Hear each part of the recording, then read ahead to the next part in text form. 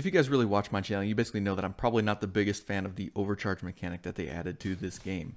I think it's a little bit gimmicky. But lately I've seen a few videos talking about the Oxidizer Chem Launcher, and I know Clint Flairwoo actually just posted a video talking about his 450k plus damage per tick Chem Launcher.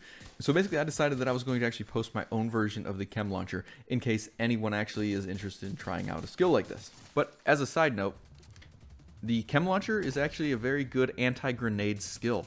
So it comes in very handy against specific enemies, and especially when you're dealing with grenade spam. Now, as you can see here, the Chem Launcher that I'm using, basically if you're at tier 6, you get, the 12% radius, the 120% duration, and the 60% damage.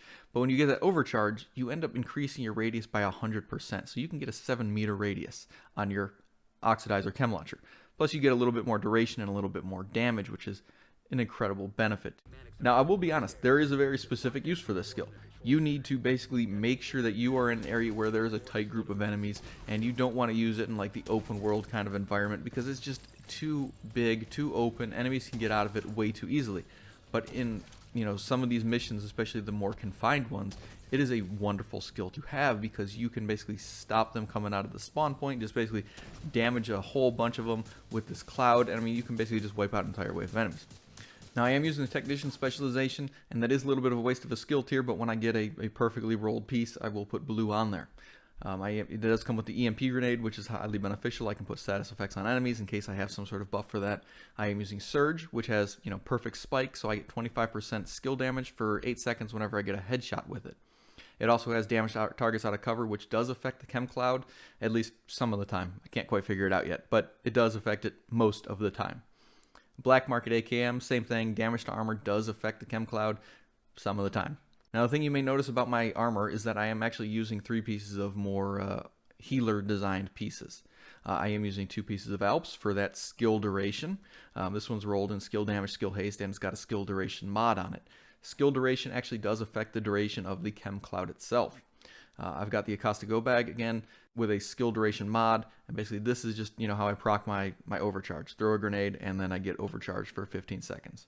My chest piece is a Wyvernware for skill damage. It's rolled skill damage, skill haste, and it's got glass cannon on it for that 25% damage. My gloves, another piece of Alps, skill damage, skill haste, max roll, pretty nice. My knee pads are Murakami for that 20% skill duration, and it's got skill damage, skill haste on it. My final piece is the Hana-U holster, and that obviously has skill haste on it for the brand set, and then it's rolled with skill haste and skill damage. Obviously, skill haste, skill damage, and skill duration are the biggest stats that you want on a build like this. Alright, so the skills that I'm using are actually the Artificer Hive, and if you didn't already know, I'm sure you've seen videos, basically talking about this, but the buff duration of 70% basically adds 70% extra skill damage to any of your skills. My second skill is the Oxidizer Chem Launcher, obviously, and you can see there just basically a 12-second cooldown, almost 4-meter base radius with 17-second base duration and 146k base damage. If you do not have the Acosta Go-Bag, my suggestion would be actually to use a 3-piece Wyvernware. You're going to miss out on a little bit of skill haste from the Hana-U, but you will get that skill duration.